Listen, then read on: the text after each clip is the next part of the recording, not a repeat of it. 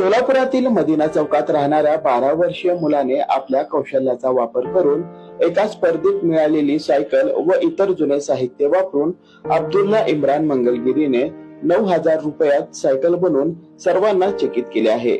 ही cycle सौर ऊर्जेवर आणि बॅटरीवर चालणारी आहे। बॅटरी संपल्यानंतर पायडल मारून ही सायकल आपण वापरू शकतात। या सायकल संदर्भात अधिक माहिती 7वी मध्ये शिक्षण घेत असलेले अब्दुल्ला इम्रान मंगलगिरी यांनी लोकलिटीशी बोलताना दिली आहे। मेरा नाम अब्दुल्ला इमरान मंगलगिरी है। मैं साइकिल सोलार पर बनाया हूँ। वो सोलार से चलती है, पैडल मारने की जरूरत नहीं रहती, दिन भर चलेगी धूप में। रात का एवरेज 25 का है।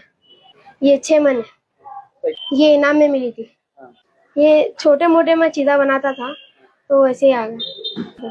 सोलार पर बैटरी पर दोनों पर चलती। स्पीड 20 से 40 तक जाती है और रात को चलाए तो 25 किलोमीटर चलती है और दिन भर चलाए तो जितना दिन भर धूप रहेगी उतना चलेगी। अब्दुल्ला इम्रान मंगलगिरी या 12 वर्षीय मुलाने ही सायकल 6 महिन्यात तयार केली आहे।